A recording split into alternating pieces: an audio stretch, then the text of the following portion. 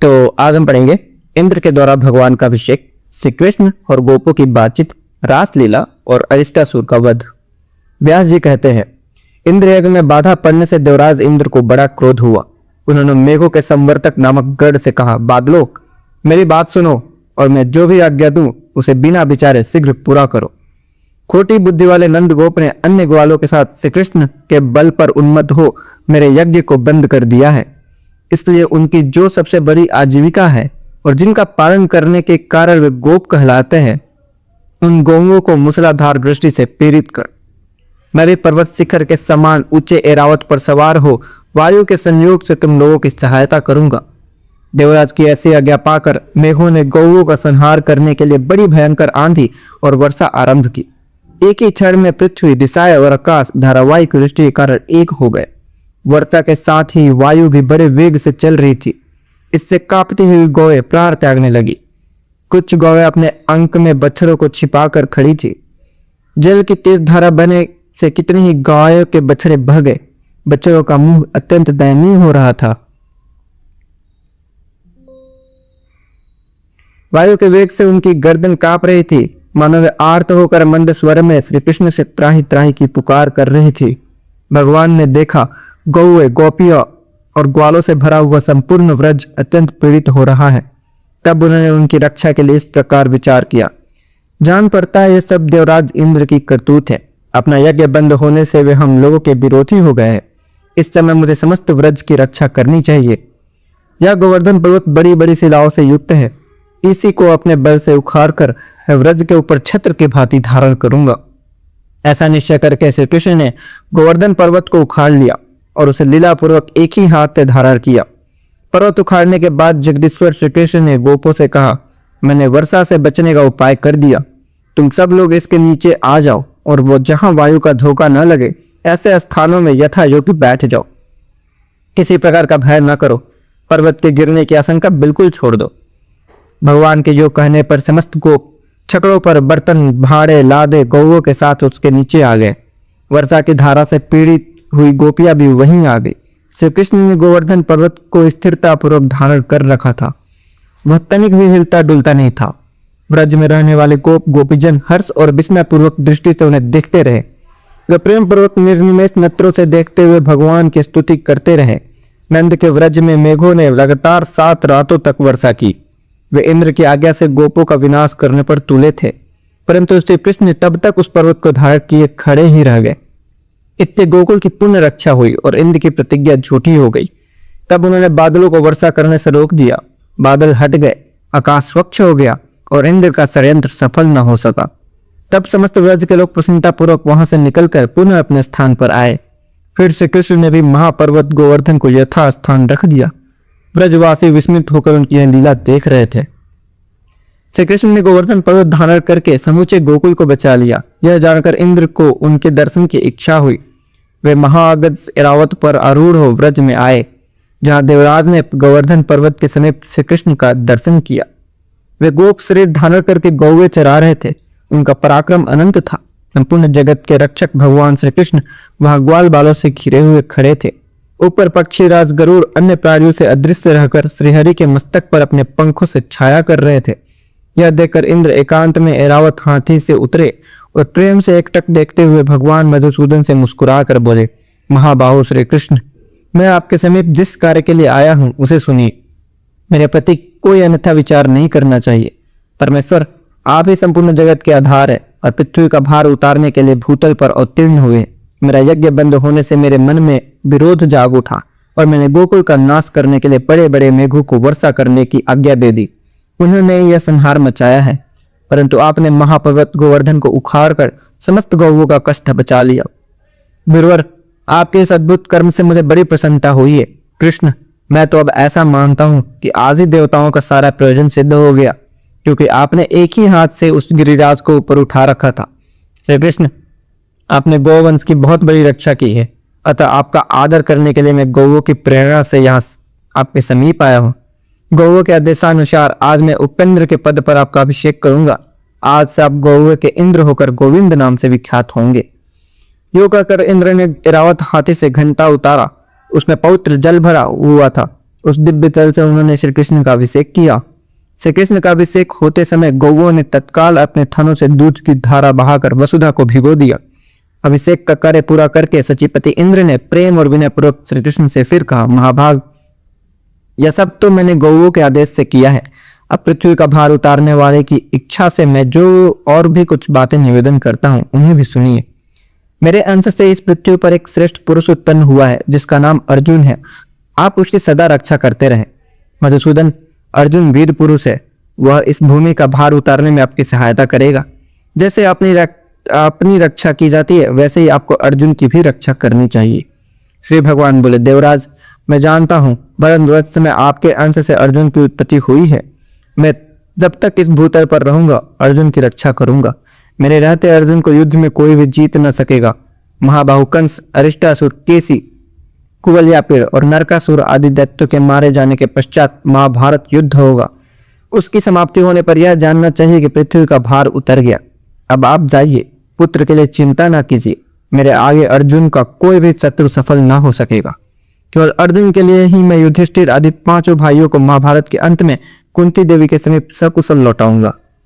श्री कृष्ण के योग कहने पर देवराज इंद्र ने उन्हें छाती से लगाया और ऐरावत पर आरूढ़ हो पुनः स्वर्ग को प्रस्थान किया। तदनंतर श्री कृष्ण गौ और ग्वाल बालों के साथ पुनः व्रज में लौट आए। गोपियां उनकी आंखें उनके पथ पर लगी हुई थी। उनकी दृष्टि से वह मार्ग पवित्र हो गया था। इंद्र के चले जाने पर गोपों ने अनायास से अद्भुत कर्म करने वाले श्री कृष्ण से प्रेम पूर्वक कहा, महाभाग, आपने गोवर्धन पर्वत उठाकर हमारी और गौवों की बहुत बड़े भय से रक्षा की है। यह अनुपमा बाल लीला, समाज में नीचा समझा जाने वाला ग्वाले का शरीर और आपका दिव्य कर्म, यह सब क्या है? आपने जल में प्रवेश करके काली नाग का दमन किया, प्रलंब को मार गिराया और गोवर्धन पर्वत को हाथ पर उठा लिया। इससे हमारे मन में संदेह पैदा होता है। अमित पराक्रम श्री कृष्ण, हम श्री हरि के चरणों की शपथ खाकर सत्य सत्य कहते हैं कि आपकी इस दिव्य शक्ति को देखते हुए हमें विश्वास नहीं होता कि आप मनुष्य है। अब देवता है या दानव, यक्ष है या गंधर्व, इन सब बातों का विचार करने से हमारा क्या लाभ है? आप कोई भी क्यों न हो, इस समय हमारे बांधव हैं, अतः आपको नमस्कार है। हम देखते हैं स्त्री और बालकों सहित समस्त व्रज का आपके प्रति प्रेम बढ़ रहा है और यह कर्म भी आपका ऐसा है जिसे संपूर्ण देवता भी नहीं कर सकते। अभी आप बालक हैं, फिर भी आपके बल की कोई सीमा नहीं है। इधर आपने हम लोगों में जन्म लिया है जो अच्छी श्रेणी में नहीं गिना जाता। आमे आत्मन, इन सब बातों पर विचार करने से आप हमारे मन में शंका उत्पन्न कर देते हैं। गोपों की यह बात सुनकर भगवान कुछ काल तक प्रेम से रूठकर चुपचाप बैठे रहे। फिर इस प्रकार बोले, गोपगढ़, यदि मेरे साथ संबंध होने से आपको लज्जा नहीं आती हो अथवा यदि मैं आप लोगों का प्रिय हूं तो इस प्रकार विचार करने की क्या आवश्यकता है? यदि मुझ पर आपका प्रेम है अथवा मैं आपका प्रशंसा का पात्र हूं तो मेरे प्रति अपने बंधु बांधवों के समान ही स्नेह रखिए। मैं न देवता हूं, न गंधर्व, न यक्ष हूं, न दानव। मैं तो आपका बंधु होकर उत्पन्न हुआ हूं, अतः यही आपका मानना चाहिए। इसके विपरीत किसी भी विचार के मन में स्थान नहीं देना चाहिए। श्रीहरि का यह वचन सुनकर वो मौन हो गए। वे यह सोचकर कि कन्हैया हमारी बातें सुनकर रूठ गया है, वहां से चुपचाप चले गए। तदनंतर एक दिन निशा काल में श्री कृष्ण ने देखा, आकाश स्वच्छ है, सरचंद्र की मनोरम चांदनी चारों ओर फैली है, कुमुदनी खिली है जिसकी आमोदमय सुगंध से संपूर्ण दिशाएं महक रही है। वन में सब और भौरे गूंज रहे हैं जिससे वो वन श्रेणी अत्यंत मनोहारिणी जान पड़ती है। प्रकृति की यह नैसर्गिक शोभा देखकर उन्होंने गोपियों के साथ रास करने का विचार किया। श्री कृष्ण ने अत्यंत मधुर स्वर में संगीत की मधुर तान छेड़ दी जो वनिताओं को बहुत ही प्रिय थी। गीत की मनोरम ध्वनि सुनकर गोपियां घर छोड़कर निकल पड़ी और बड़ी उतावली के साथ उस स्थान पर आ पहुंची जहां मधुसूदन मुरली बजा रहे थे। वहां आकर कोई गोपी तो उनके स्वर में स्वर मिलाकर धीरे धीरे गाने लगी, कोई ध्यान देकर सुनते हुए मन ही मन भगवान का स्मरण करने लगी, कोई कृष्ण कृष्ण कहकर लजा गई, कोई प्रबंध होकर लज्जा को तिलांजलि देकर उनके बगल में खड़ी हो गई। कोई गोपी बाहर गुरुजनों को खड़ा देख घर के भीतर ही रह गई और नेत्र बंद करके तन्मय हो गोविंद का ध्यान करने लगी। गोपियों से घिरे हुए श्री कृष्ण रासलीला का स्वादन करने को उत्सुक थे, अतः उन्होंने शरतकालीन चंद्रमा की ज्योत्सना से अत्यंत मनोरम प्रतीत होने वाली उस रजनी का सम्मान किया, रास आरंभ करके उसे गौरव प्रदान किया। इसी बीच में श्री कृष्ण गायब होकर कहीं अन्यत्र चले गए। गोपियों का शरीर श्री कृष्ण की चेष्टाओं के अधीन था। वे झुंड के झुंड अपने प्रियतम को खोजने के लिए वृंदावन में विचरने लगी। उनके मन में केवल श्री कृष्ण के दर्शन की लालसा थी। वे वृंदावन की भूमि पर रात्रि में श्री कृष्ण के चरण चिन्ह देखकर उन्हें चारों ओर ढूंढ रही थी। श्री कृष्ण की विभिन्न लीलाओं का अनुकरण करते हुए उन्हीं में विघ्न हो सब गोपियां एक ही साथ वृंदावन में विचरने लगी। बहुत खोजने पर भी जब श्री कृष्ण नहीं मिले, तब उनके दर्शन से निराश हुए सब की सब लौटकर यमुना के तट पर आई और उनके मनोहर चरित्रों का गान करने लगी। इतने में श्री कृष्ण उन्हें आते दिखाई दिए। उनका मुख कमल खिला था। त्रिभुवन के रक्षक और लीला से ही सब कुछ करने वाले श्री कृष्ण को आते देख कई गोपियां अत्यंत हर्ष से भर गई। उसके नेत्र प्रसन्नता से खिल उठे। वह कृष्ण कृष्ण की रट लगाने लगी। किसी ने भौवे टेढ़े करके उनकी ओर देखा और नेत्र रूपी भ्रमरों के द्वारा उनके मुख कमल की सौंदर्य मधुरी का पान करने लगी। किसी गोपी ने गोविंद को निहार कर अपने नेत्र बंद कर लिए और उन्हीं को रूप का ध्यान करते हुए वह योगारूढ़ से प्रतीत होने लगी। तब माधव ने किसी को प्रिय वचन कहकर और किसी को कुटिल भ्रूभंगनी से निहार कर मनाया। सबका चित्त प्रसन्न हो गया। फिर उदार चित्रों वाले श्री कृष्ण ने रास मंडली बनाई और समस्त गोपियों के साथ आदर पूर्वक रास लीला की। उस समय कोई भी गोपी श्री कृष्ण के पास से हटना नहीं चाहती थी, अतः एक स्थान पर स्थिर हो जाने के कारण प्रसूचित मंडल न बन सका। तब श्री कृष्ण ने एक एक गोपी का हाथ पकड़कर रास मंडल की रचना की।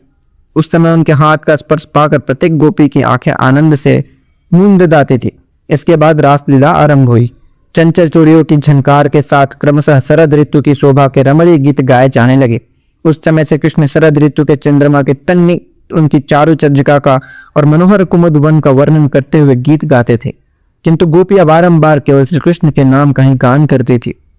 श्री कृष्ण जितने ऊंचे स्वर से रास के गीत गाते, उससे दुगने स्वर में समस्त गोपियां धन्य कृष्ण का पुकार उच्चारण करती थी। भगवान जब आगे चलते तब गोपियां उनके पीछे चल देती और जब वे पीछे की ओर घूमकर लौट पड़ते तब वे उनके सामने मुंह किए पीछे हटती थी।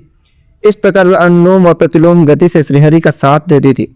मधुसूदन ने उस समय गोपियों के साथ ऐसा रास किया जिससे उन्हें उनके बिना एक क्षण भी करोड़ वर्षों के समान प्रतीत होने लगा।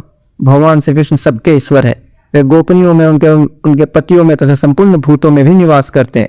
वे आत्मा रूप से संपूर्ण विश्व को व्याप्त करके स्थित है। जैसे सब प्राणियों में पृथ्वी, जल, अग्नि, वायु, आकाश और आत्मा है, उसी प्रकार भगवान भी सबको व्याप्त करते स्थित है। एक दिन आधी रात के समय जब श्री कृष्ण रासलीला में संलग्न थे, अरिष्टासुर नामक उन्मत्त दानव व्रजवासियों को त्रास देता हुआ वहां सांड के रूप में आ पहुंचा। उसका शरीर जलपूर्वक मेघ के समान काला था। सिंह तीखे थे, नेत्र सूर्य की भांति तेजस्वी दिखाई देते थे। वह अपने खूरों के अग्रभाग से पृथ्वी को विदीर्ण किए डालता था और दांत पीसता हुआ अपने दोनों ओठों को बार बार जीभ से चाटता था। उसके कंधों की गांठें अत्यंत कठोर थी और उसने क्रोध के मारे अपने पूंछ ऊपर उठा रखी थी। उसकी गर्दन लंबी और मुख विशाल था। वृक्षों से टक्कर लेने के कारण उसके ललाट में घाव के कई चिन्ह थे। सांड का रूप धारण करने वाला वह दैत्य गौओं के गर्भ गिरा देता और सबको बड़े वेग से मारता हुआ सदा वन में घुमा करता था। उसके नेत्र बड़े भयंकर थे। उसे देखकर समस्त गोप और गोपांगनाएं अत्यंत भय से व्याकुल हो उठी और कृष्ण को पुकारने लगी। उनका आर्तनाद सुनकर श्री कृष्ण ने ताल ठोकते हुए सिंह के समान गर्जना की। वह शब्द सुनकर दुरात्मा वृष भासुर श्री कृष्ण की ओर ही दौड़ा। उसकी आंखें श्री कृष्ण के पेट की ओर लगी थी और सामने उन्हीं के सीध में उसने सिंह को अग्रभाग कर रखा था। उस महाबली दैत्य को आते देख श्री कृष्ण अवहेलनापूर्वक हंसने लगे। अपने स्थान से तिलभर भी पीछे न हटे। जो ही वह दैत्य समीप आया, मधुसूदन ने झट उसके दोनों सिंह पकड़ लिए और अपने घुटने से उसकी कोख में प्रहार किया।